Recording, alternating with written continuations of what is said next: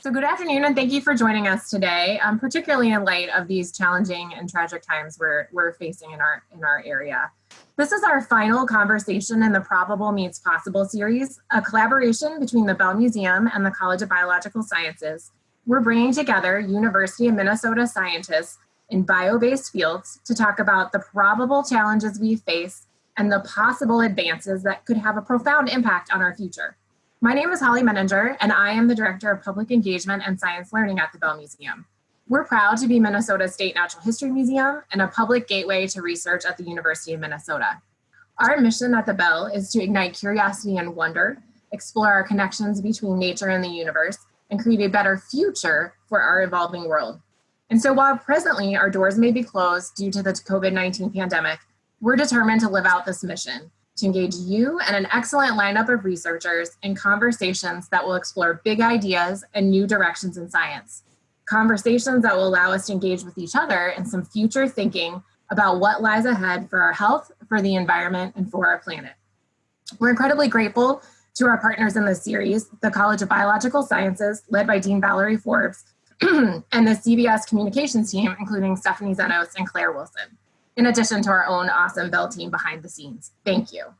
Now let's get to it. Our special guests today are Dr. David Bankston, an environmental futurist with the U.S. Forest Service, and Dr. Jessica Hillman, an ecologist and director of the Institute on the Environment.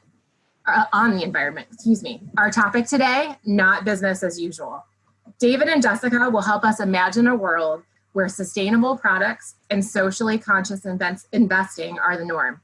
They'll share their insights about emerging technologies that make it possible to manufacture next generation renewable materials and track environmental responsibility in real time. A few housekeeping notes here before we dive in. We'll have the brief presentations from each researcher, and then we're going to open up the floor to conversation. Regarding those technical notes, please, throughout the presentations, feel free to submit your questions and comments in the chat screen. Our team is behind the scenes monitoring those and curating those for the conversation. You may have also noticed that we have turned the closed captioning on, which you'll see sort of at the bottom bar of your Zoom screen. You can hide that by clicking on the live transcript button if you find that distracting. And finally, we are recording this webinar and we will post it online on both the Bell Museum website as well as the College of Biological Sciences website. So we will start by turning it over to Dr. David Bankston, who is an environmental futurist with the Strategic Foresight Group of the Northern Research Station, the U.S. Forest Service. David, it's all yours. Why don't you share your screen? All right, thank you. Let me see if I can get this set up here. There we go. Thanks, Holly. Good afternoon, everybody. Thanks for tuning in today. It's great to be a part of this series of events recognizing or celebrating the 50th anniversary of the first Earth Day. I was in 9th grade on that day, and I remember it well. My goal today is to look forward a bit at some things that might be possible in the future, to do some possibility thinking. Before we look forward, though, I'd like to take just a quick look back at the 20th century to give us an idea of just how much change is possible over a few decades or even just a few years. Because I think there's a lot of people that have a very a business as usual view of the future and a limited view of what's possible. But when you look back at the 20th century, it was really a wild ride. There was so much transformative change. Sometimes the change was slow and gradual, but cumulatively, over time, it was transformative. So for example, in the 20th century,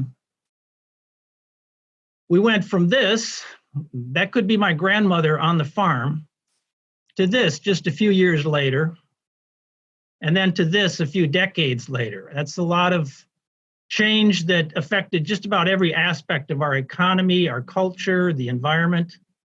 So what's possible in the next few decades? Will self-driving cars be everywhere? I wouldn't rule that out. Sometimes the change has been breathtaking, as in it was just 8 years between these two events. An amazing accomplishment. And unfortunately, the SpaceX launch, NASA launch was canceled just an hour ago. One more quick example here of change, because sometimes just one person can change the future, and a book can be a tipping point. The publication of Rachel Carson's landmark book in 1962 triggered so many changes. It brought environmental concerns to the American public. It changed a lot of people's attitudes and beliefs about the environment. It led to a ban on DDT for agricultural uses. It inspired the modern environmental movement and led to the creation of the Environmental Protection Agency.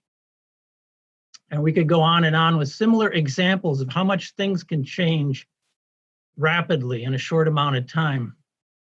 The last 100 years has seen sweeping social, technological, environmental, political change. So when we look ahead at the next several decades and to the rest of the century, can we expect similar transformative and often surprising change? I think so, yeah. In my field, in forestry and renewable natural resource management, I wonder about how things could change over the next several decades. And one of the possibilities that I see for a number of reasons is that sustainably grown wood, along with other bio-based products, could once again become a dominant material. There could be a new age of wood, which sounds kind of anachronistic, doesn't it? Maybe a little far-fetched. Because in terms of the dominant materials that have shaped the world that we live in, we're still very much in the age of steel and concrete and, of course, plastics. Unfortunately, this classic scene from The Graduate was prophetic, and if you look at global plastic production since the 1950s, it's remarkable. And now we have microplastics in our drinking water. And steel, concrete, and plastics are very environmentally unfriendly materials with huge carbon footprints and environmental impacts. But what if instead of those materials, wood became one of the defining materials later in the 21st century? I think it's not only possible and preferable, but entirely plausible due to a number of technological innovations that taken together could be transformative. I'd like to share with you just 3 quick examples of emerging wood products technologies that could help usher in a new age of wood. First is wood-based nanomaterials. They've been produced at a pilot plant that the U.S. Forest Service operates at its Forest Products Lab right next door in Madison, Wisconsin.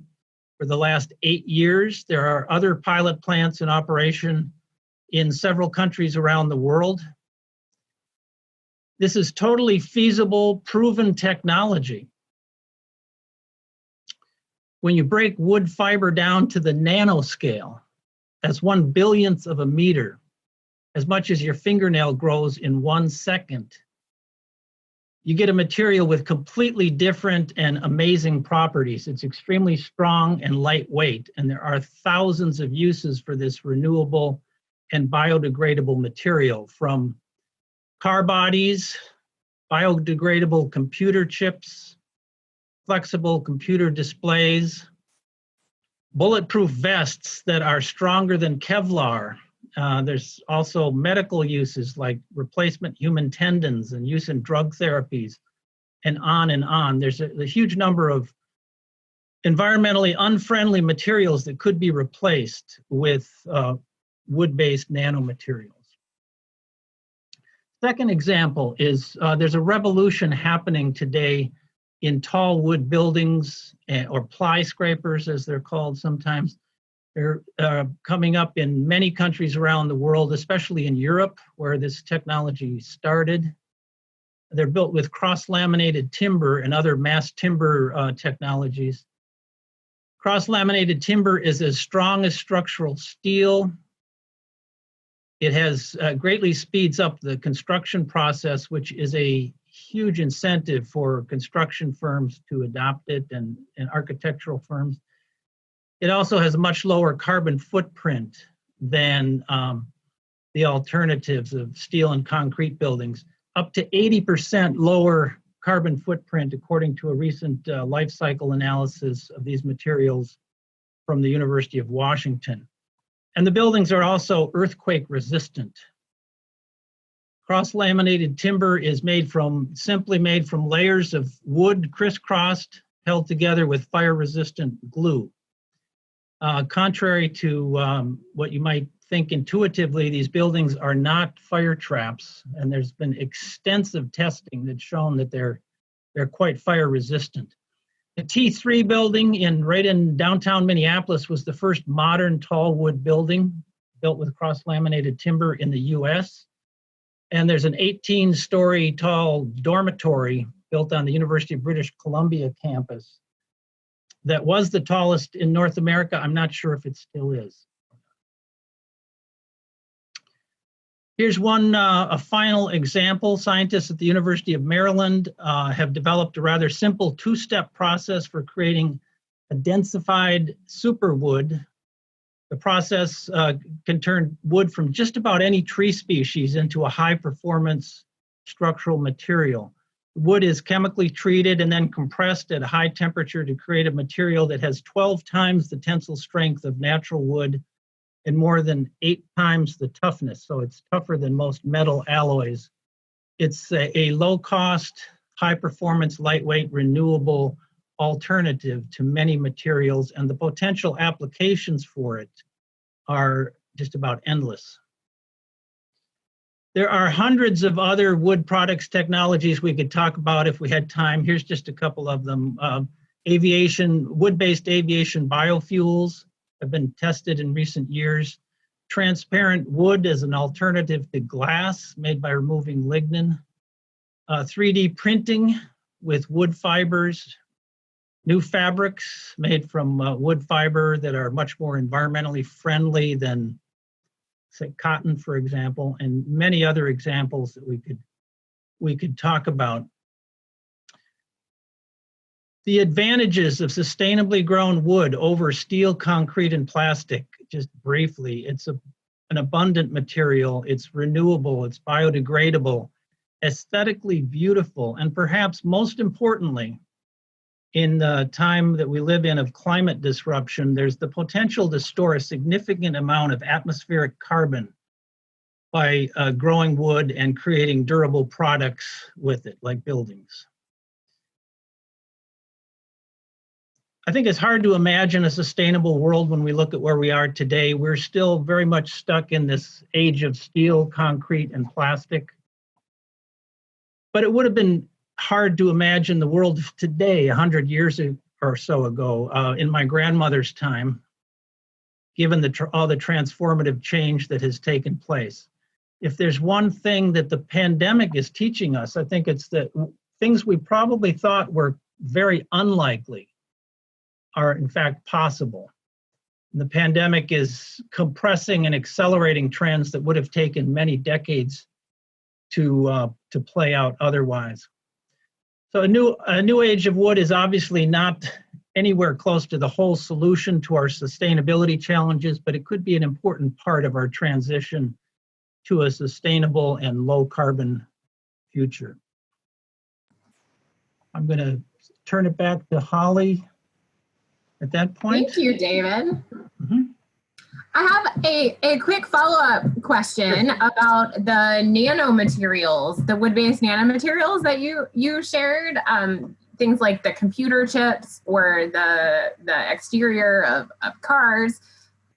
Are those in production now, or are those still like ideas in development? And if they're in development, how long till you think we're going to actually, be able to buy a car with a shell made out of those nanomaterials? Wow, I wish I knew the answer to that. They're in development. They're not in production, and so this is a technology that is completely feasible, but it needs to be scaled up. And so for the past 8 years, the scientists at the Forest Products Lab in Madison have been sending wood nanomaterials to material scientists at various labs around the world for them to work with and develop products with. I think there are some products, there may be some products using it on the market already, but not car bodies and things like that. But it really is an amazing product when you think about the completely different properties that wood fiber has when you break it down to that scale. It's just amazing. And they're naturally occurring fibers in wood. Yeah. Excellent. I encourage our audience, if you have questions for David, and upcoming we're going to have Jessica's presentation, please use that chat box. We're curating the questions on the back end, and then we will have a rich discussion after the presentations are over. So thank you very much, David. And now I am pleased to turn it over to Dr. Jessica Hellman from the Institute on the Environment. Jessica, would you like to share your screen? I will share my screen. Let's see here. Put this in. Oh, nope, wait. Order of operations is important. All right, let's share that. Holly, I trust you're going to tell me if you can't see that, right? We can see it, yes. Okay. We're good to go. Thank you. Perfect. All right. Well, thanks everybody for turning in this afternoon. I'm going to talk about a new way to make progress on an important environmental problem. And before I do that, I need to thank Holly and Stephanie and colleagues at the Bell and CBS for the invitation to be here or to meet you all virtually and have this conversation. I'm really honored to be thought of as a person like David who's thinking about what is possible in the future and how do we get to a future that is good for all of us. I want to acknowledge, I know not everyone is tuning in from the Twin Cities, of course, but I just need to say that it's maybe a bit strange. It's hard to think about anything other than the global pandemic that we're experiencing. And here in Minneapolis, we're also in turmoil about George Floyd's death at this very moment. And things are crazy. And frankly, the stakes are quite high. And I think it's important to say because it's strange and can feel awkward to talk about other things, but that's about what I'm about ready to do. And I'm excited to have heard David talk about wood as well. I actually think it's possible, and David did this in his presentation, to link what I'm going to share with you back to COVID-19. It's even possible to link back to social justice issues. And maybe we can discuss those things in the discussion period. So I'm going to take this seminar series title, Possible and Probable, and I'm going to interpret it in a particular way. I'm going to ask what is possible, what amazing thing, an extraordinary and important thing can we do that I think is likely to happen. It will, in fact, come to pass. And specifically, I'm going to talk about how I think we can turn all, or at least most, investors into responsible ones. And as a result, hold corporations accountable for their harmful activities. And I am not talking about growing the hearts of hedge fund managers, but instead, I want to talk about making information about environmental and social responsibility an integral part of all investment decisions. So they all become responsible, not just the motivated ones. Not because it's the right thing to do, but because doing it can make money. So how can we do that? First, let's take up a tangible problem. And I want to take up the case of methane emissions in the oil and gas industry, because this is an issue that I'm working on right now. By all accounts, the oil and gas industry has a methane problem. In drilling, pumping, storing, and transporting oil and natural gas, methane can escape directly into the atmosphere. There are several different ways to estimate the magnitude of this methane leak problem, and those estimates generally point to abundant unchecked leaks and possibly also some deliberate venting across the industry. And these leaks are big enough that they essentially undo all of the global warming benefits that natural gas has over coal when you burn it as a source of energy. And methane, when it's emitted directly into the atmosphere, is a very powerful greenhouse gas, about 86 times more potent than carbon dioxide. And methane concentration in our atmosphere is steadily increasing, and that has to stop if we want to stop global warming. Now, oil and gas is not the only source of methane, but there's plenty of evidence that methane leaks in this industry could be prevented in cost-effective ways if we had the motivation to do so. So where could this motivation of reducing these emissions come from? Well, that turns to the second step in my possible probable. We need some reliable information about these methane leaks. And very recently, it's become possible to see methane emissions from afar. This image is the very first time that a methane plume was observed from space. It was an enormous event. It was from a storage tank in California in 2015 that released 100,000 tons of methane, which is the equivalent of about 500,000 cars driving on the road for a year in terms of its climate impact. In 2017, more power to see this kind of thing came online when the European Space Agency launched a satellite that detects methane and other compounds in the atmosphere everywhere on Earth, every single day. So this is a photo of an oil and gas field in West Texas in an area we call the Permian Basin. Each one of the dots on this slide is a wellhead. The green box is the resolution of the Sentinel 5P satellite at 7 kilometers. In addition, there are new private satellites coming online now and in the near future that can see at even higher resolution at the scale of the red dot inside the yellow box.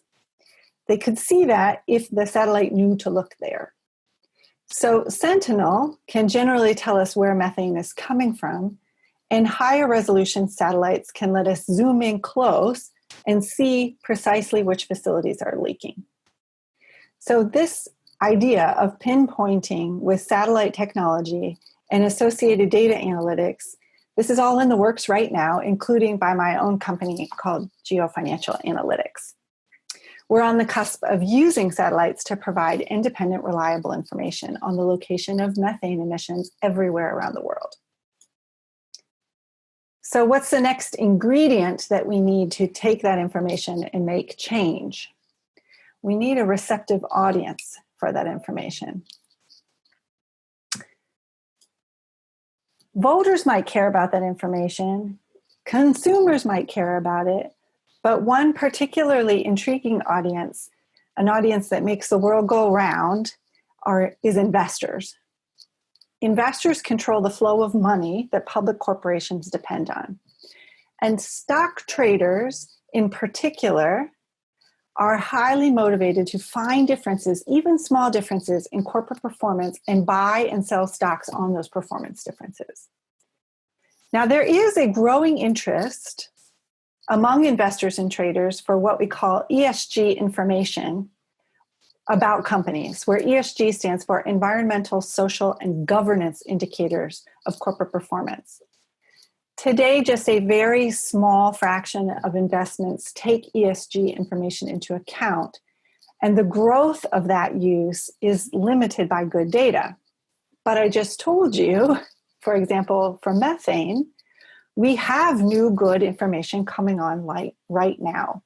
Information about where leaks are taking place and which company is responsible for them.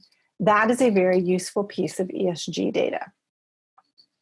So if we can supply that kind of information to stock traders in a useful format, information about detectable problems like methane leaks, this should enable a big expansion in the use of ESG data because previously unknown differences about corporations and their activities are revealed. It tells you whether a company is leaking or not. And that is information that a short or a long-term investor can act on. So let's put all these pieces together. This figure here shows the steps I've talked about. First, we detect with powerful new satellite data.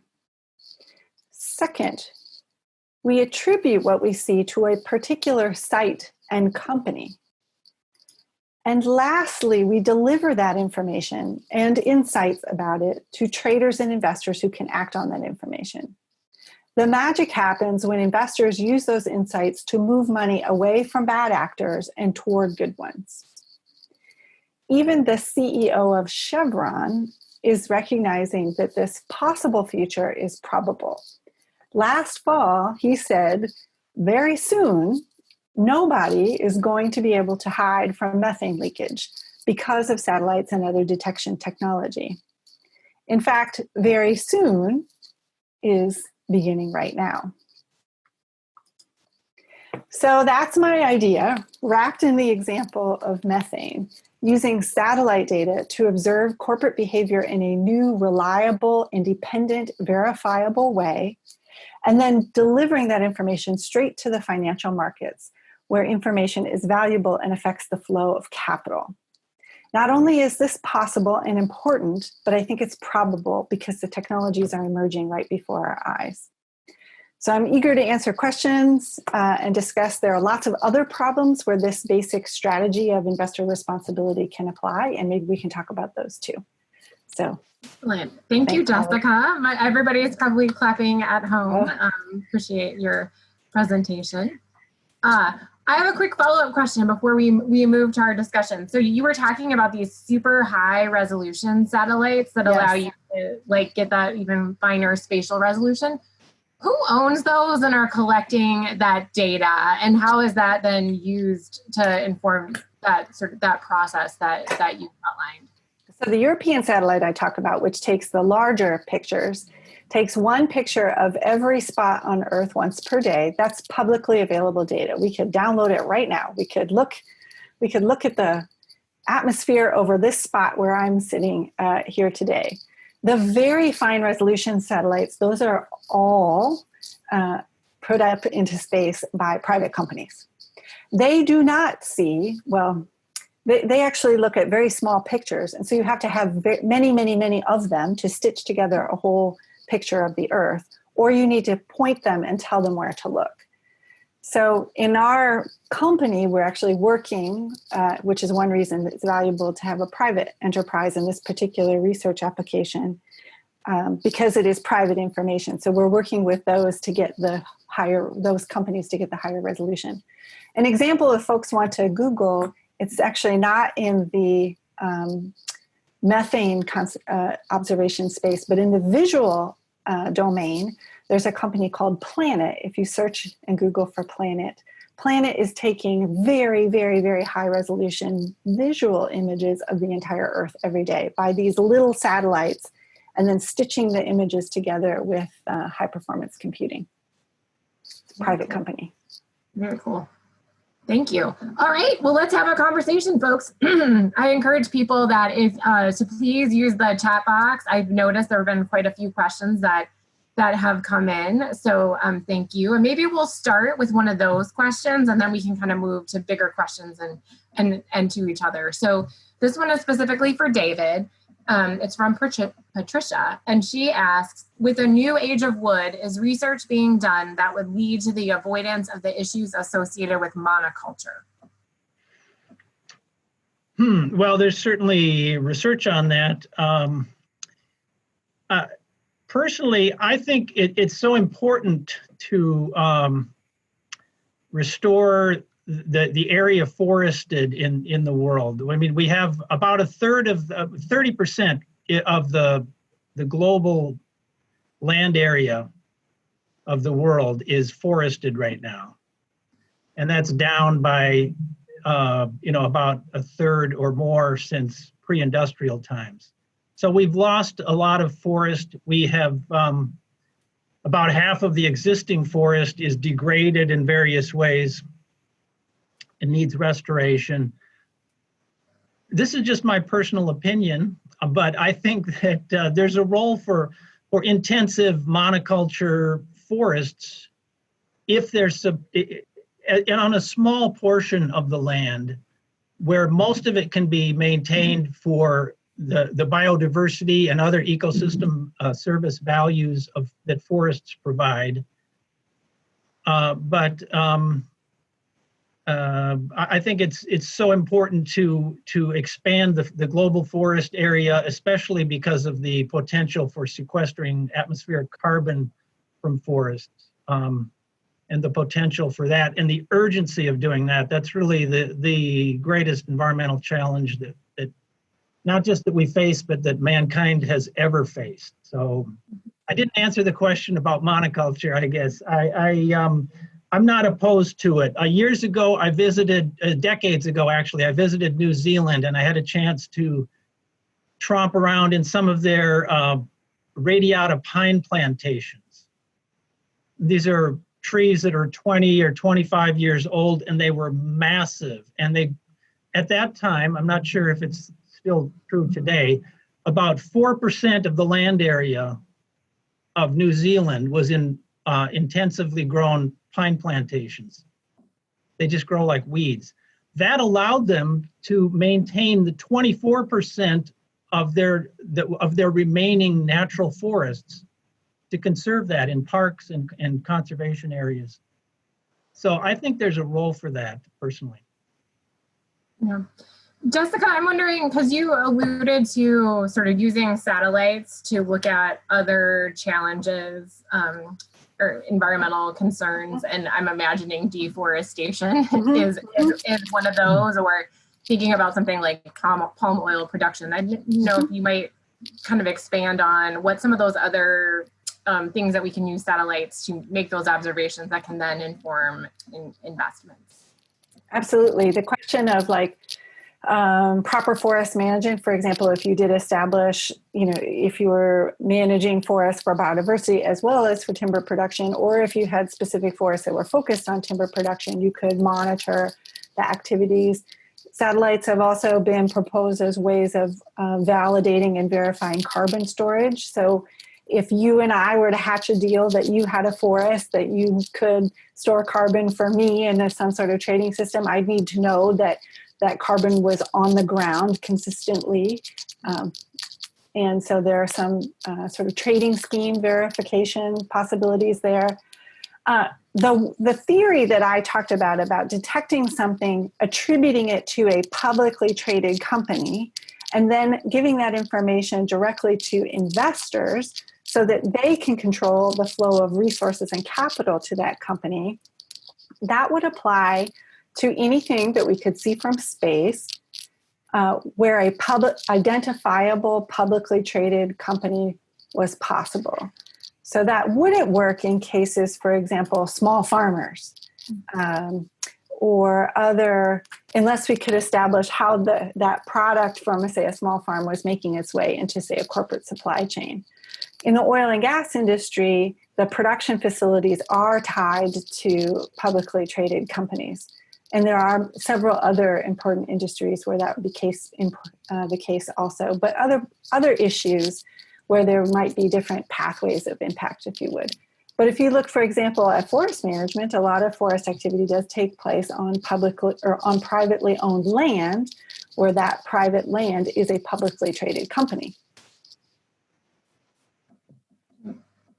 All right, let's see. I'm looking at some of the other questions that have come in. So this one, so somebody else following up on the satellite question. Does the technology also detect methane being released from melting permafrost? And if so, what kinds of quantities are being observed? So this is more of an interest observation question.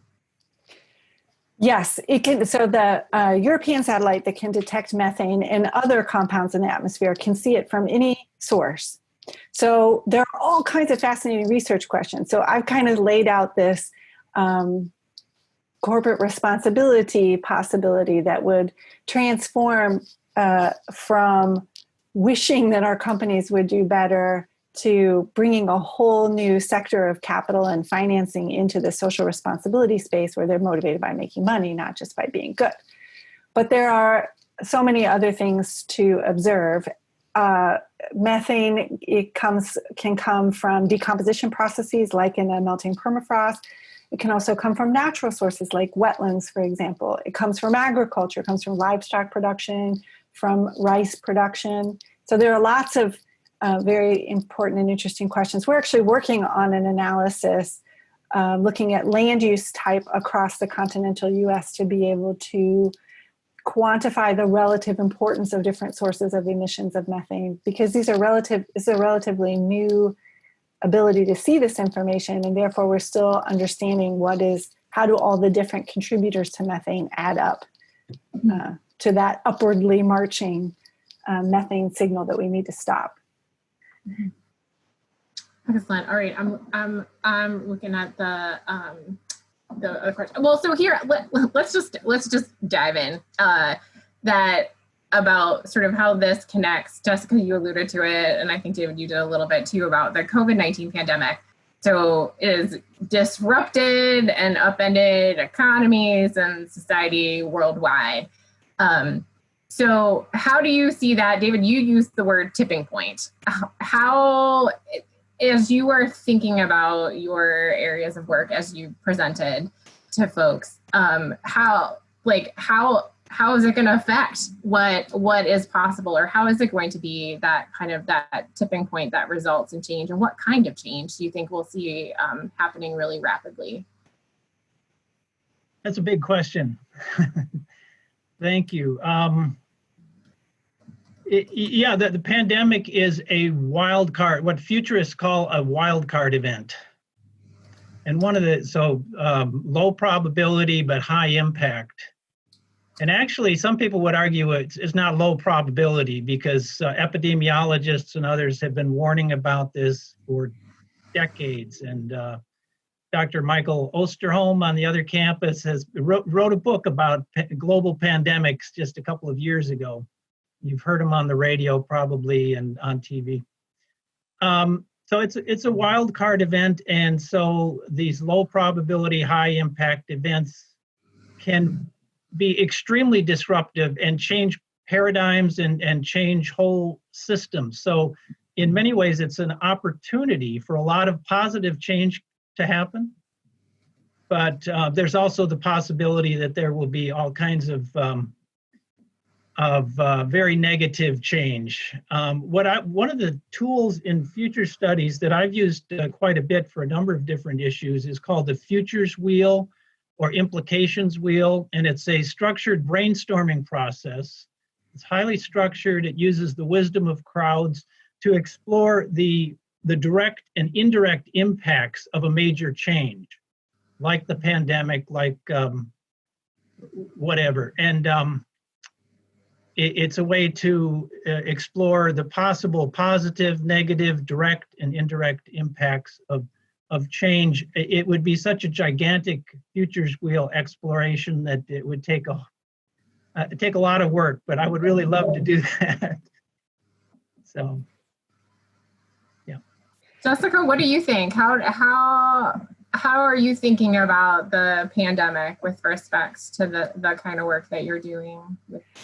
I think that in many different dimensions of our society, the implications of the pandemic have revealed some very significant structural problems that we have.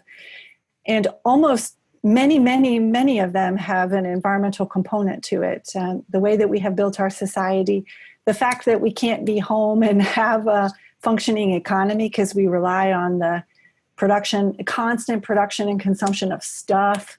The fact that we can see that sort of momentary pause in our economy does have these environmental consequences.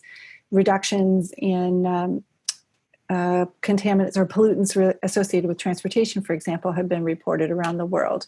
So it shows that we do have this very big impact, but it also shows that if we want to protect people and we want to be smarter and we know better, we ought to be able to use this moment in time to build a better economy. I think it would be profoundly I don't know, David, what you would think as a futurist, but I think it would be profoundly disappointing if we didn't take this moment of history to learn from it and to be able to put in place protections, but other strategies, whether it's valuation systems or way of managing or accounting for our economy, or technologies, or adding resiliency into our food supply and our public health systems. We also talk a lot about when it's time for our economy to go back to work, when we're not trying to stay away from one another and actually slow our economy down in some respects, thinking about how we stimulate it and what kinds of public investments would be valuable. We think about renewable energy. Maybe there are some possibilities in sustainable forest management, for example, that could put people to work and be valuable assets that would have a stream of benefits for society into the future. That's what we've done in the past. I know it's a political argument about the role of government, but there have been times in the past when government was very helpful for restoring after a massive economic downturn, and it's worth thinking about it again.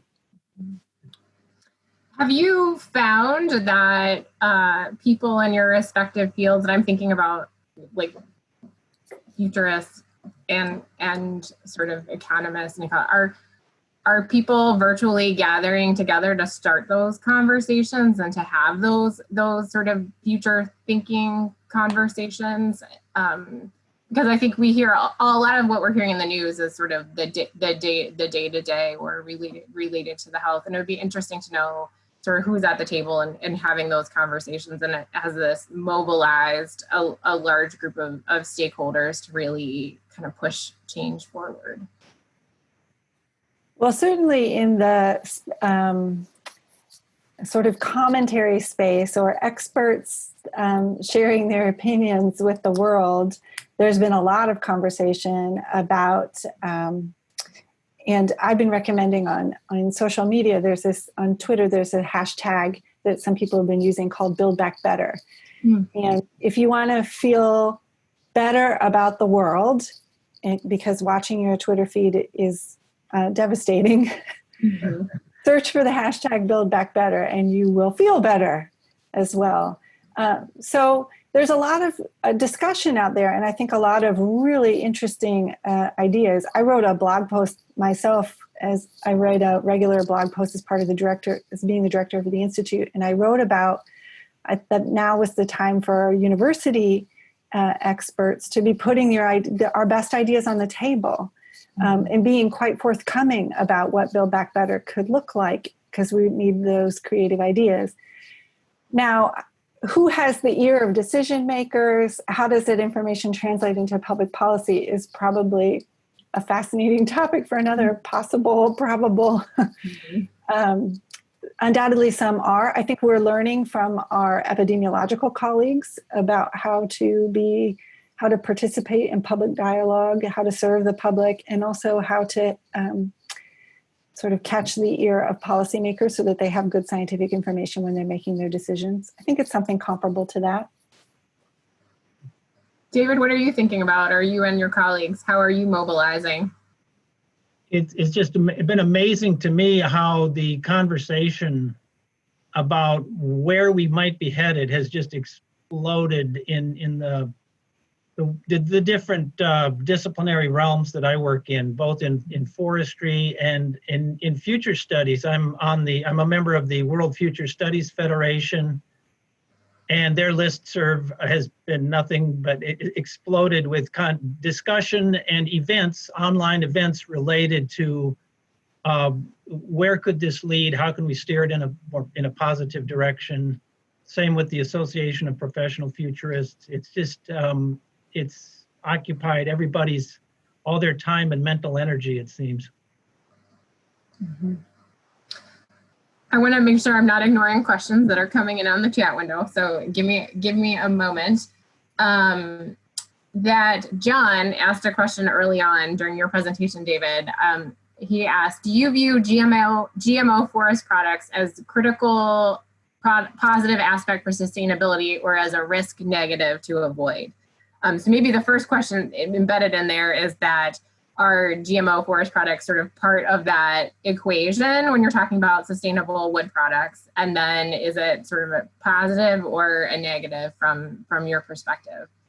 Yeah, well, I mean, they certainly could be part of the equation and the meeting the needs in terms of wood demand if it's there as these technologies and new products take off. But there certainly are risks and potential downsides to GMOs, and so that's something that it would be great to do one of these. I mentioned the futures wheel or implications wheel study of exploring with a large panel of experts and diverse people from all fields, from ethics and scientists and everyone, to explore the possibilities, the possible positive and negative implications of genetically modified organisms in terms of from a very broad perspective. There's been a lot of that kind of work done, but I think it's not a settled question. Mm-hmm. Yeah. Fred asked for both of you, what suggestions do you have that they could do, that somebody watching could do to help resilience to future pandemics and climate change? That's a very big question. Well, wow, that is a good question. So I'm thinking of like sort of day-to-day activities, but I'll pick something a little more closely tied to the topic I chose to present on today. I do think that we need to, and we have as consumers,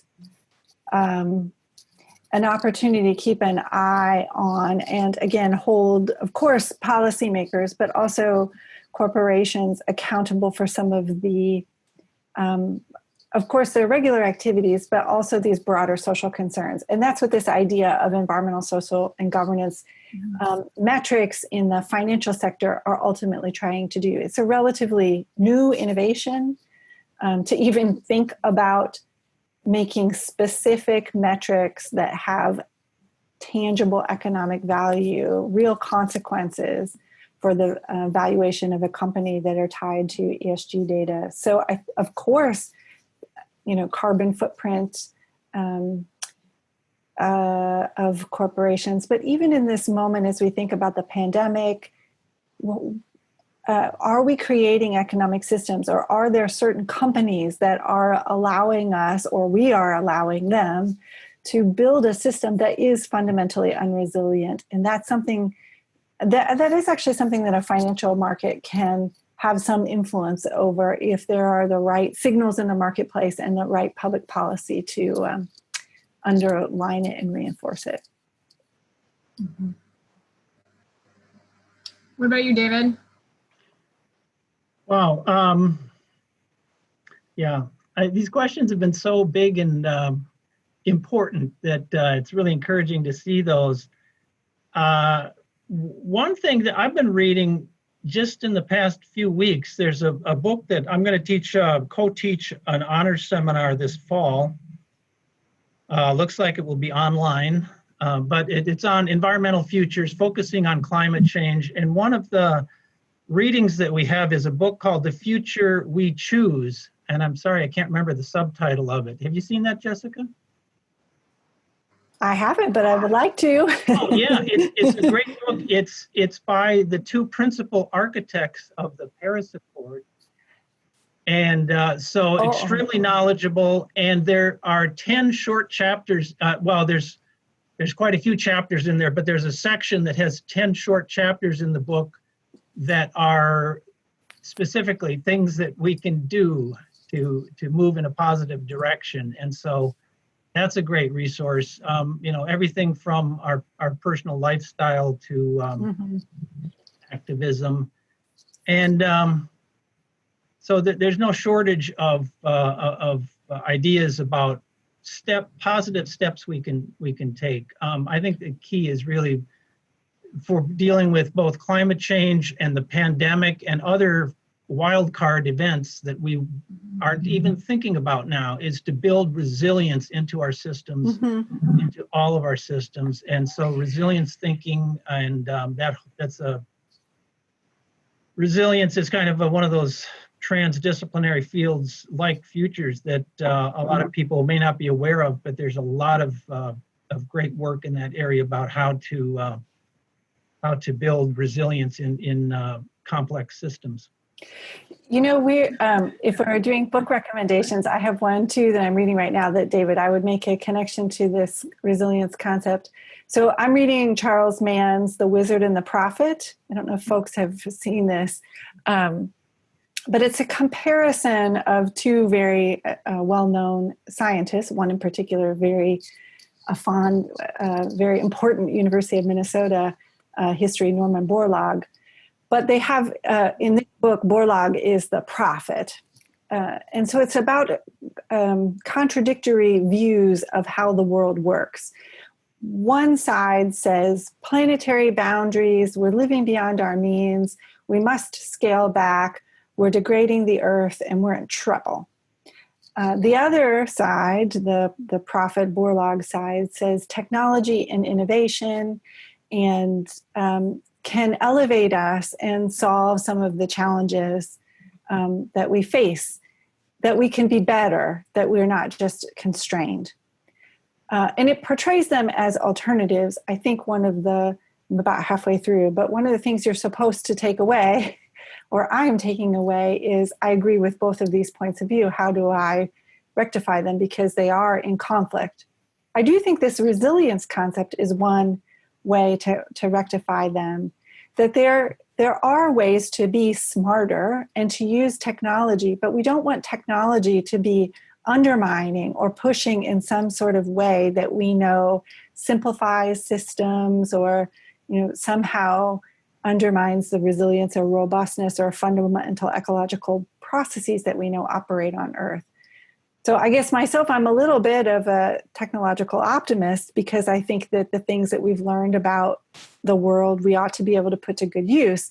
But when we do that in such a simple-minded way, that we put these linear systems in and simplify like crazy, we actually undermine the complexity of the system in the long run. So is there a way to be smarter so that this dichotomy doesn't keep getting us every single time? That's excellent. Two excellent book recommendations. Yeah. Go ahead, David. Sorry, I didn't mean to interrupt. The Wizard and the Prophet. Who's the wizard? The wizard is William Voigt. Oh. So he's probably less well known to people, but you could, Rachel Carson would be an example of someone that Mann would put in that category, or Paul Ehrlich, someone who kind of is sounding the alarm saying, we're in trouble, we have gone too far, and we better step back, or there will be planetary consequences. I know sometimes we say that this apocalyptic predictions were untrue, but at their heart, they really are true, right? There are planetary boundaries. But at the same time, technology has made profound improvements for life, especially human life around the world. So if we could figure that out and put some of that in place after the pandemic, that would be good. Yeah. We have, I think we have time for about one last question. And George, speaking of technology, wrote that there are rapid advancements in developing nanobiosensors and transgenic plants as biosensors. How might developments in these areas impact the possible futures that you are discussing? Wow, that kind of ties Jessica's talk and mine together in some ways. I know. The little, monitoring. Yes. Yeah. It's an area I don't know very much about, but I think what he's talking about is the extremely small sensors that can be distributed on a landscape. And do you know much about that, Jessica? Yeah, no, I don't. I don't work in that area, but I assume that's the case too. So if we're trying to gain information about a system, we can my thing was like, put a satellite up there and look down. The other is, how can you introduce sense, or I mean, they could be biological, they could be chemical, a variety of different, very, very small ways of sensing information about the system. So no, I don't know the full extent of what people are working on it, but I think it's a fascinating idea to understand what's happening in a system and to gather information and respond to it.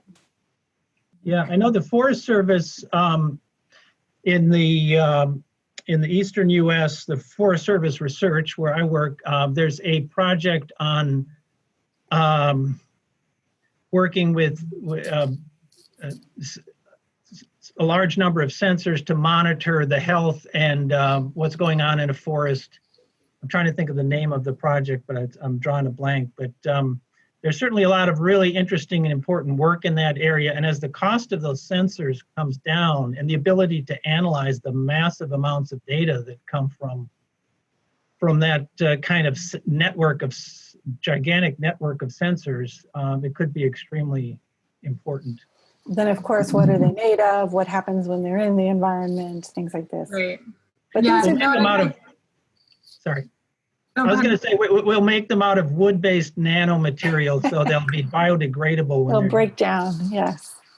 Bringing it around. Well, thank you both very much today. Maybe we can close on, I've been asking after all of these at the end of the conversations, sort of what are you most excited about looking ahead to the future? Or what are you most hopeful about? Maybe that's the better word for today. What is happening as you're looking into your magic crystal ball and thinking ahead to the future in these areas? What gives you the most hope?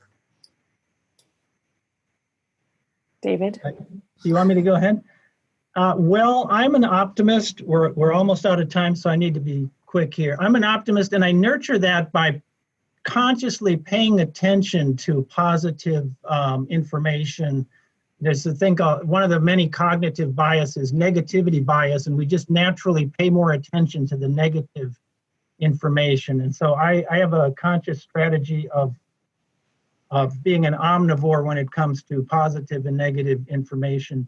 I'm optimistic about the resilience of our species and the ingenuity of humankind to overcome so many challenges in the past, including the 1918 pandemic, including when I was a young child, the threat of nuclear war, such that people were building fallout shelters in their basements.